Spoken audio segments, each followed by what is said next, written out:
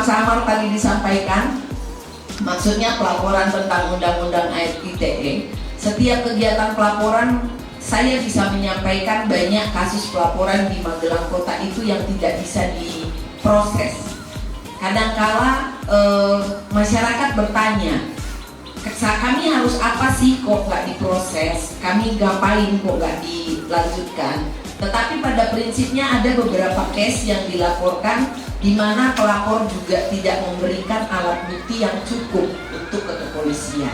Kita ketahui bahwa untuk melanjutkan suatu proses pidana paling tidak ada 2 alat bukti yang cukup untuk bisa diproses.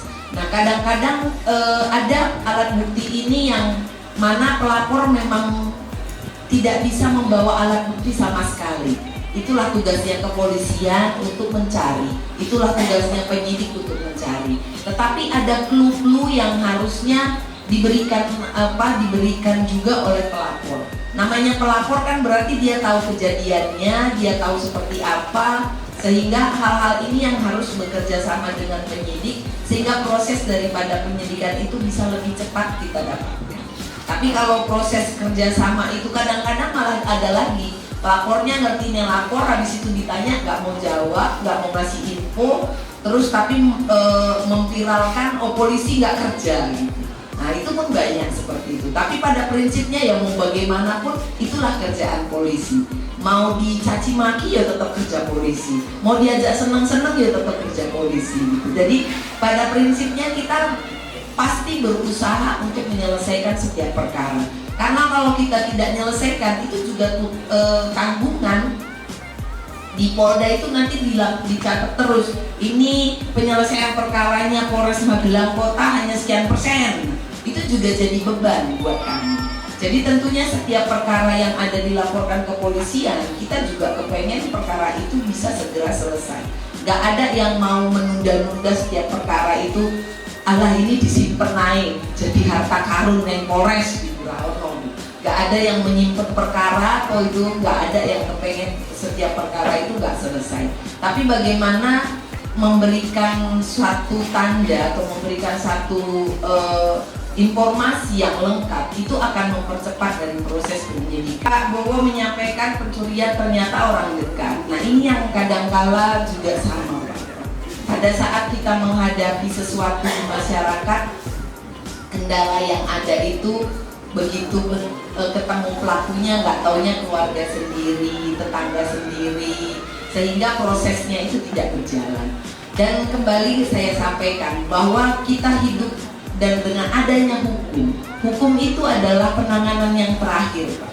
Di kepolisian pun kami menerapkan, dan saya kira di Magelang Kota selama saya ada banyak sekali penerapan yang saya menempatkan hukum itu sebagai solusi yang terakhir. Kenapa? Karena banyak sekali yang perkara yang di sini yang nyata-nyatanya kita selesaikan dengan restoratif justice. Apa itu restoratif justice? Kita menyelesaikan dengan damai, dengan rembuk, dengan kekeluargaan sehingga proses itu selesai. Termasuk dengan tadi Bu Lestari menyampaikan wilayah Nambangan. Peristiwa pertama saya ada di Magelang Kota, saya dikeroyok 200 senjata tajam. Itu terjadi di Nambangan dan di Bogeman. Jadi dikeroyok itu saya bisa bilang mungkin 200-an, 400, sini 200, sini 200 dan saya ada di tengah-tengah. Dan itu yang terjadi yang ada di Nambangan. Dan tadi kalau Bu Lestari menyampaikan kita tahu di mana ciunya, kita tahu di mana nirasnya, sangat tahu. Dan kita Ibu bisa melihat bagaimana proses penangkapan yang juga selalu dilakukan oleh Polres Magelang Kota dan kita melakukan pemusnahan terhadap miras. Dan saya kira kami sangat berusaha bagaimana kita memberikan pelayanan yang terbaik kepada masyarakat. Dan kembali lagi terkait dengan tugasnya Garda, Bagaimana kita melakukan sebuah pembinaan masyarakat itu kepolisian tidak bisa sendiri. Kepolisian ini sangat mengharapkan semua stakeholder yang ada, semua lini masyarakat yang ada itu bisa bekerja sama mengelola.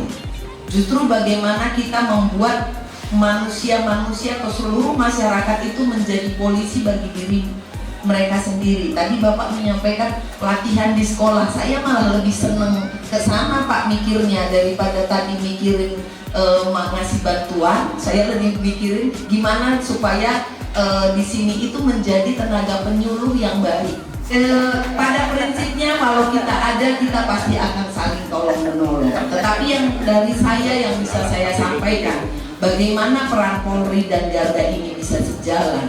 Saya sangat berterima kasih apabila dari Garda, mungkin Pak Edi nanti kita bisa nyari cara pelatihannya apa supaya menjadi penyuluh itu menjadi sertifikasi dan kompetensi penyuluh itu ada.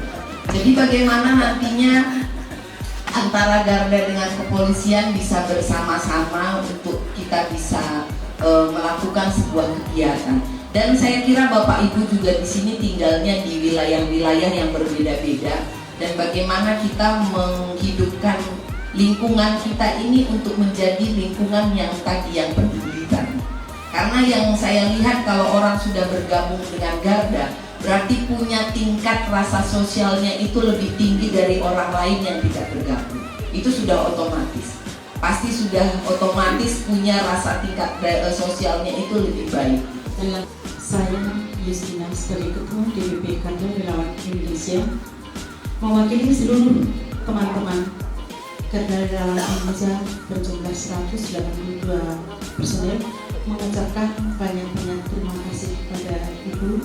Kami butuh tuntunan dari Ibu, butuh wajangan dari Ibu, yang pokok kami juga butuh bantuan dari Ibu.